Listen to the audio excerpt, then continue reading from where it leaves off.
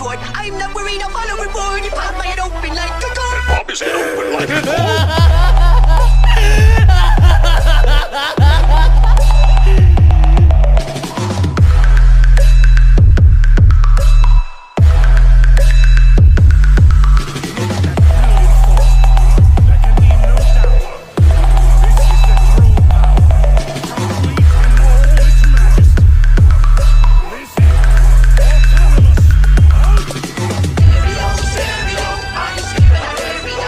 इस एपिसोड की स्टार्टिंग में हम देखते हैं यहाँ पर ग्रैंड प्रिंस, जिरेन, गोकू और हिट को, इन तीनों को ही अच्छी खासी ट्रेनिंग दे देते हैं और उसके बाद वो डिसीजन लेते हैं कि वो इन तीनों के साथ अब मल्टीवर्स पर जो डीमन यहाँ पर अटैक करके मल्टीवर्स को हत्या चुके हैं उनके ऊपर अटैक करके उन्हें सील करेंगे।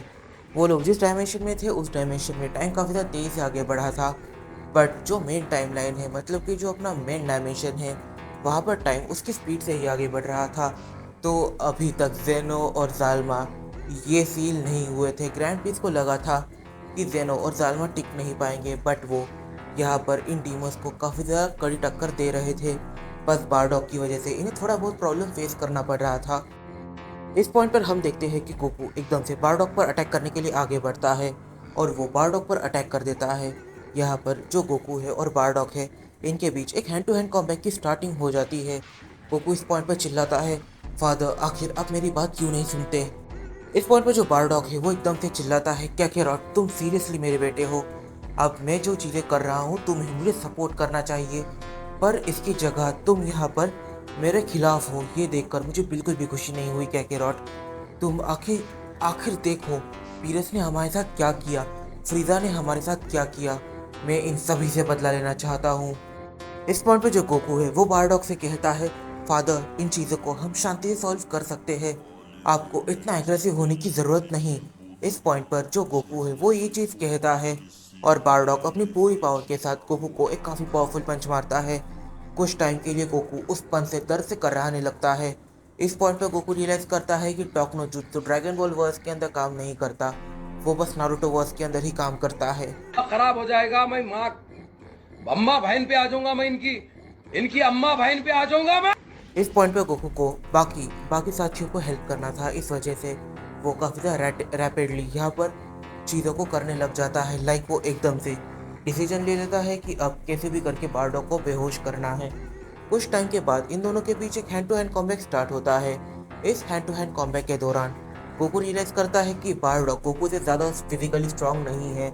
इस वजह से जो गोकू है वो बारडॉग की गर्दन के ठीक पीछे एक चाप मार के उसे बेहोश कर देता है। कि तभी यहाँ पर गोकू को एकदम से कुछ आवाज़ें आती है। इस पॉइंट पर जो ग्रैंड प्रीस्ट है और जेनो है वो दोनों ही ज़मीन पर गिरते हैं और यहाँ पर जो ग्रैंड प्रीस्ट है वो हाँफते हुए कहते हैं, तो इन लोगों ने फाइनली वो चीज़ कर ही दी जो हम इन्हें करने से रोक रहे थे। यहाँ पर जो गोकू है वो इस चीज़ को सुन लेता है। उसे आखिर तक रियलाइज़ नहीं होता कि आखिर यहाँ पर हुआ क्या। कि तभी जेनो रेल्म का पूरा हुलिया ही बदल जाता है। हर जगह पर एक काफ़ी ज़्यादा वियर्ड एनर्जी की फैल रही थी। बारडॉग जब इस एनर्जी की को सेंस करता है तब वो खुश तो होता है, बट वो गोकू को देखकर काफ़ी ज़्यादा उदास हो जाता है। वो एकदम से अपनी जितनी भी स्ट्रेंथ उसके पास थी वो सारी स्ट्रेंथ गोकू के पास देकर पूरी तरीके से बेहोश हो जाता है। बाकी फाइटर्स मिलकर सारे ही डीमंस को सील करने में कामयाब हो जाते हैं, बट यहाँ पर टाइम पर एक न्यू वॉरियर की एंट्री हो जाती है और ये जो न्यू वॉरियर है जिरेन एकदम से उसके ऊपर अटैक करने के लिए आगे बढ़ता है, बट वो न्यू वॉरियर जिरेन को अपनी 2 उंगलियों से ही पूरी तरीके से साइड में फेंक देता है। जिरेन को इस पॉइंट पर समझ ही नहीं आ रहा था कि यहाँ पर किसकी एंट्री हुई है और कौन है इतना पावरफुल। वो वॉरियर एकदम से बारडॉग के पास आता है और वो बारडॉग को हील करने लगता है।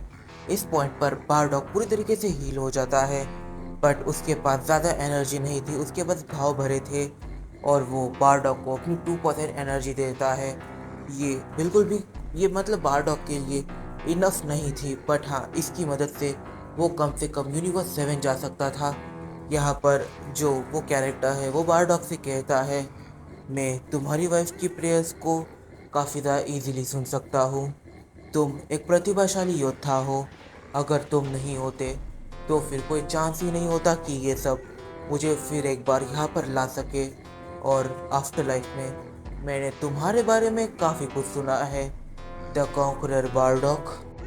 और हम देख पाते हैं लॉर्ड अकुमो को। लॉर्ड अकुमो इस पॉइंट पर बारडॉक को वहाँ से ज़बरदस्ती टेलीपोर्ट कर देते हैं और वो गोकू की तरफ देख कर कहते हैं, तो नौजवान सेन आ जाओ, चलो देखते हैं कि आखिर किस में स्ट्रेंथ ज़्यादा है, तुम में या मुझ में। तुम मॉडर्न एरा के लेजेंडरी सेन हो और मैं हूँ एंशिएंट एरा का लेजेंडरी सेन, फादर ऑफ ऑल सेन लॉर्ड अकुमो। इस पॉइंट पर यहाँ पर जो गोकू है वो एकदम से अपनी लेजेंडरी ट्रांसफॉर्मेशन का इस्तेमाल पूरी की पूरी एनहेंसमेंट के साथ करने लग जाता है। गोकू इस पॉइंट पर इतना ज़्यादा स्ट्रांग हो जाता है कि ग्रैंड प्री जेनो, जिरेन, हर कोई यहाँ पर गोकू को देखकर शॉक था। इवन गोकू भी खुद को देखकर शॉक था। बारडॉक ने उसे अपनी भी स्ट्रेंथ दे दी है, अपनी पूरी स्ट्रेंथ दे दी है। अब बारडॉक ये किसी मॉडल के लेवल पर है और गोकू ये कॉस्मिक गॉड्स के लेवल पर अब पहुंच सकता है थोड़ा सा पुश करने पर। इस पॉइंट पर गोकू के चेहरे पर हम नसो को काफ़ी ज़्यादा ठीक से देख पा रहे थे। उसके बाल ये पहले से भी काफ़ी ज़्यादा स्पाइकी हो गए थे। उसके चेहरे पर जो गुस्सा था वो एक अलग ही लेवल था। उसके प्यूपल्स पूरी तरीके से गायब थे, जैसे कि अब वो धीरे धीरे अपने कंट्रोल से बाहर जा रहा हो। वो एकदम से अटैक करने के लिए आगे बढ़ता है, पर वो ज़्यादा आगे बढ़े उससे पहले लॉर्ड अकुमो के की अटैक्स गोकू की तरफ काफ़ी ज़्यादा तेज़ी से बढ़ने लगते हैं। गोकू को सारे ही की अटैक्स को डॉच करना पड़ता है। जब लॉर्ड अकुमो रियलाइज़ करते हैं कि ये बंदा कहीं ना कहीं हैंड टू हैंड कॉम्बैट के लिए वर्दी है, तो फिर वो एकदम से गोकू के साथ एक हैंड टू हैंड कॉम्बैट को स्टार्ट कर देते हैं। गोकू ये हैंड टू हैंड कॉम्बैट के मामले में किसी वॉरियर की तरह बैटल करता है, बट लॉर्ड अकुमो वो किसी बीस्ट की तरह बैटल करते हैं। मतलब कि उनके मूव्स को प्रेडिक्ट करना ये अपने आप में बड़ी बात है। इस पॉइंट पर यहाँ पर जो लॉर्ड अकुमो है वो एकदम से गुस्से में गोकू को देखने लग जाते हैं। फिर उनके चेहरे पर एक स्माइल आती है। वो कहते हैं, नौजवान सेन, मेरे साथ हाथ मिला लो, मैं तुम्हें स्ट्रॉन्गेस्ट अमंग ऑल डिक्लेयर करता हूँ। अभी तक कोई भी मुझे इतना पुश नहीं कर पाया, अभी तक दैशिंग खान भी मुझे इतना पुश नहीं कर पाया जितना तुमने मुझे पुश किया। मेरे साथ हाथ मिला लो, तुम्हें इतना ज़्यादा पावरफुल बना दूंगा और इतनी बड़ी पोजीशन दूंगा कि तुमने अपनी लाइफ में ये चीज़ नहीं सोची होगी। इस पॉइंट पर गोकू एग्रेसिवली कहता है, मुझे किसी पोजीशन से फ़र्क नहीं पड़ता, मैं एक मॉडल लाइफ के साथ ही काफ़ी खुश हूँ। मुझे ना ही गॉड बनना है ना ही मुझे इमॉर्टल बनना है, मैं मॉडल बन के खुश हूँ। और रही बात, मैं तुम जैसे आदमी के अंडर में कभी काम नहीं करूँगा, जो अपने किंग की भी बात नहीं सुनता, जो अपने किंग को मारकर खुद किंग बनना चाहता हो, ऐसा आदमी मैं अपनी लाइफ में कभी भी नहीं देखना चाहता।